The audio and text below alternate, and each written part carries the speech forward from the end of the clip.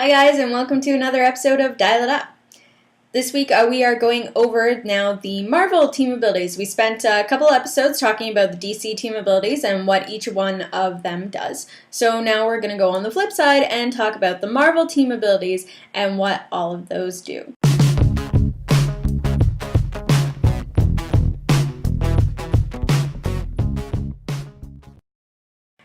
Characters using the Avengers Initiative team ability treat hindering terrain as clear terrain for movement and line of fire purposes.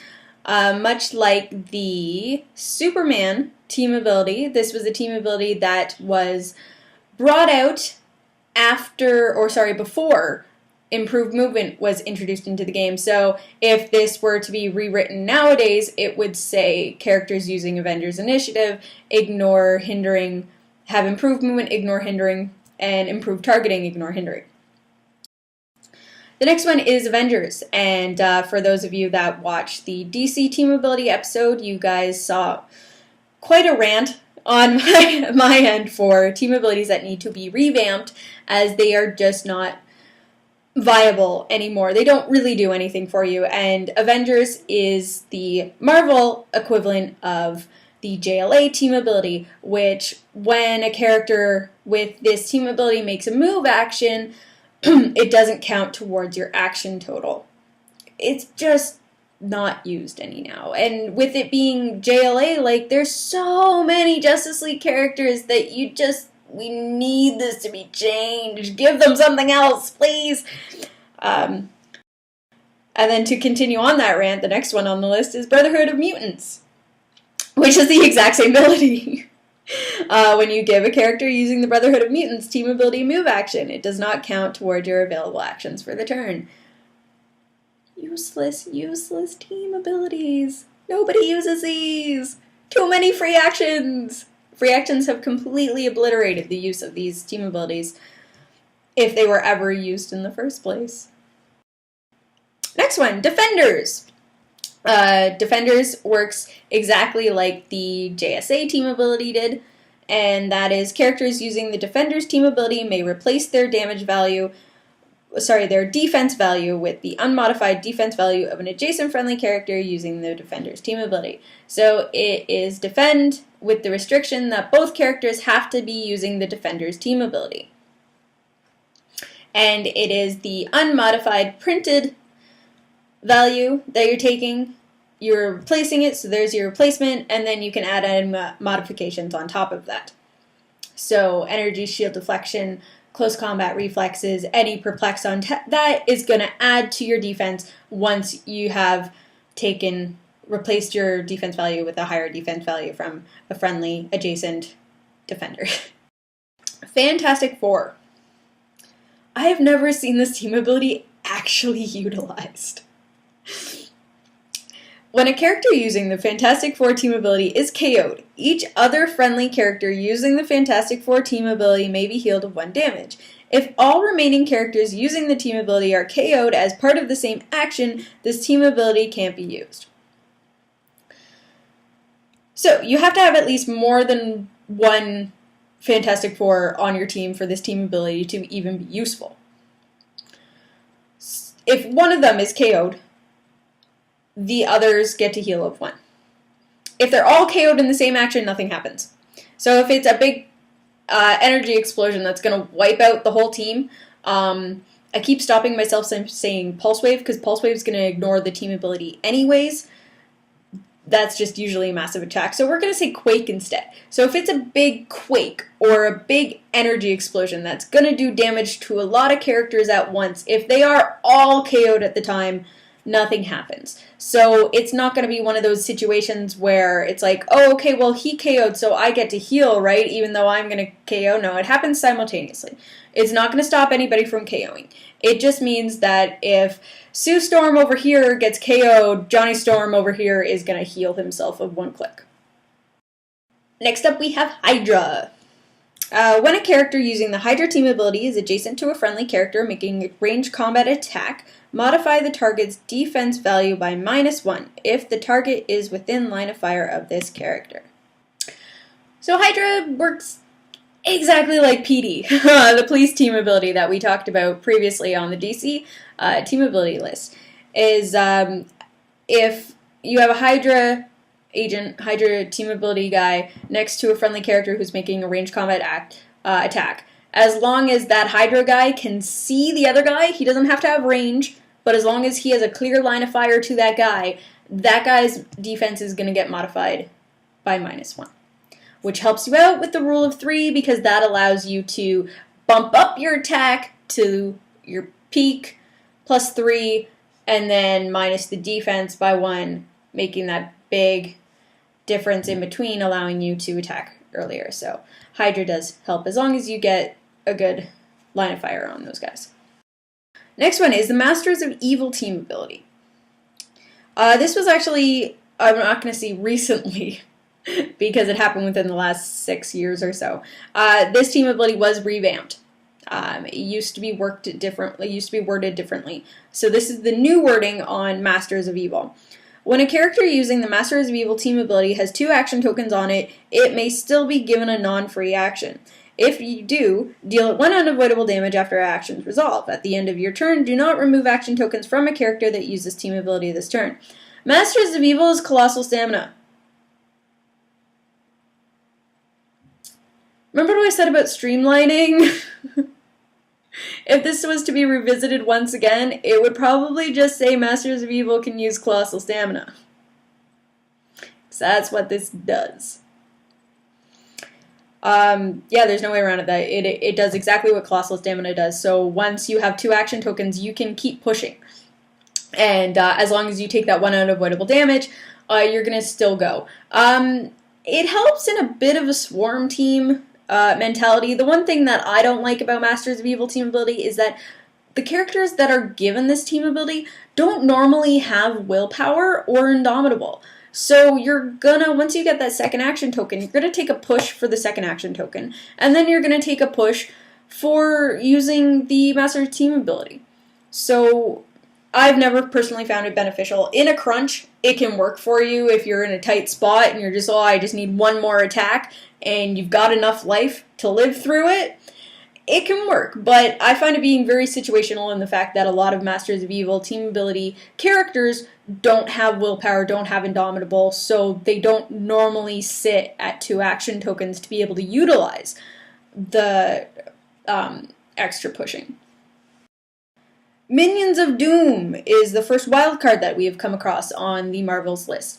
Like I was talking about on the DC one, wildcards just allow you to copy a team ability from a friendly character. If you have someone on your team that has a team ability printed on their dial or can use it through a special power or resource, whatever they're doing to give them a team ability, you can copy it with your wildcard as long as that team ability doesn't stipulate that it's uncopyable. And I went over this in the other episode, but just to as a revision on it, wildcards can be chosen, don't have to be chosen every turn.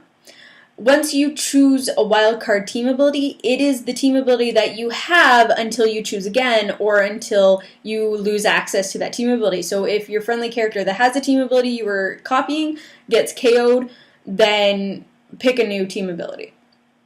But you don't have to declare it every turn anymore. This was a recent change that was made within either 2014 or 2013, within the last few years, is that you don't have to constantly declare it. It's just there now. Once you declare it, it's there until you change it, which is very nice considering how much goes on in this game in a single turn, that wildcarding usually is one of those things that ends up going to the wayside. So now you don't have to worry about that. Next up is Mystics, and we talked about this on the DC team ability episodes. It is an ability that counts for both a DC team ability and a Marvel team ability. So if you have anybody that has a special power that allows you to, or an ATA that allows you to say, hey, pick a Marvel team ability, you can pick Mystics because it counts as both. Mystics. When a character using the Mystics team ability takes damage from an attack, the attacker is dealt 1 unavoidable damage. This damage is not an attack. Important things to note on that. They have to be dealt damage. Sorry, they have to take damage, so the dial has to physically move in order to do damage back. It has to be from an attack. So poison is not attack. Poison is not going to activate Mystics. And the attacker takes 1 unavoidable damage. So unless they have a character like, say, White Witch that says they ignore Mystics damage, you're taking that damage regardless if you deal damage to someone with Mystics. And last but not least, this damage is not from an attack. So a Mystics character attacking a Mystics character isn't going to cause a constant chain of feedback. It's not an attack, so you don't have to worry about activating someone else's Mystics or someone else's special ability that says when they were damaged in an attack, do this, this, and this. The next step is the other team ability that is cross-universe, is the police team ability. We talked about it just a little bit a while ago because it is the same as the Hydra team ability. When a character using the police team ability is adjacent to a friendly character making a ranged combat attack, modify the target's defense value by -1 if the target is within line of fire of this character. So, police guy can see it, -1 defense. Paracosmic. This is one of those team abilities that, as you will notice, there are a couple of team abilities that share cross-universe with different names. So this is the quintessence of the Marvel Universe, Paracosmic. And Paracosmic, characters using Paracosmic team ability can use willpower, and their powers cannot be countered. This is an uncopyable team ability, so your Wildcards cannot copy this one. And the other thing to note on this, much like Quintessence, is that it is worded just for powers can't be countered. You can still counter combat abilities. You can still take away someone's flight or someone's carry ability if they have powers cosmic. I would, on the other sense, say you can take away their Indomitable, but Paracosmic's giving them willpower anyways, so it's kind of... there's no point to it, really. There aren't too many Paracosmic characters that get Indomitable because they're getting the willpower from Paracosmic anyways. So, yeah. Alright, so Shield starts off with adjacent friendly characters modify their range values by +1. That's just a given. It's not a free action, none of everything is just, if you're adjacent to someone with Shield, you can shoot farther. Apparently, being adjacent to shield makes your guns better, or your energy blast better, or your bullets go farther. I don't know. They just soup you up with stuff. Anywho, and then the next part of that is give this character a power action and choose an adjacent friendly character. The chosen character modifies its damage value by +1 while adjacent to this character and making a ranged combat attack this turn.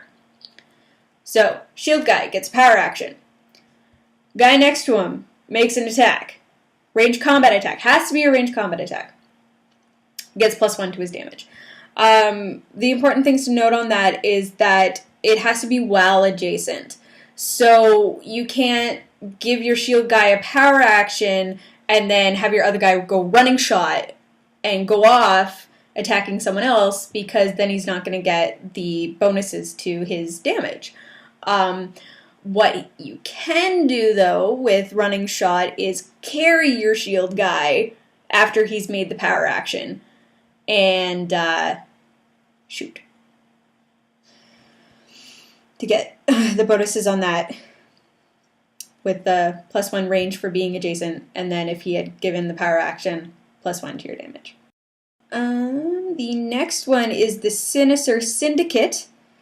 This is the same as the Batman enemy that I talked about a couple weeks ago. And that is characters using Sinister Syndicate team ability may replace their attack value with the unmodified attack value of an adjacent friendly character using the Sinister Syndicate team ability. Two Sinister guys next to each other. Whoever's got the highest attack, you can replace your attack with the high attack. Once again, replacement of an unmodified attack, so you take his attack, and then you modify it yourself with whatever you got for your modifiers. And go. Then we've got Skrulls. Damn those Skrulls. Skrulls. This character can use shape change. but only succeeds on the roll of a 6. Using shape change in this way does not prevent the character from using shape change through another game effect. And if you've ever gone up against Skrulls, you'll know that a lot of Skrulls will have the Skrull team ability and shape change right on their dial, just to make it that much more annoying. The only thing to note on that, obviously the Skrull shape change only works on a 6. You do have to declare which one you are using. So if you are going to use your Skrull shape change, you have to declare that first. You can't see it, like if you roll it and it's a 5, oh, I was using my shape change, not my Skrull shape change. No, you have to declare which one you're using as they activate at the same time. And the next one is SpiderMan. This used to be called something else. I think it used to be called SpiderMan Family or SpiderMan Friends. But it wasn't just straight Spider-Man. Anywho, Spider-Man. Characters using Spider-Man team ability or Wildcards. So there is our other Marvel Wildcard. So you're looking at Spider-Man and Minions of Doom to copy team abilities from other characters.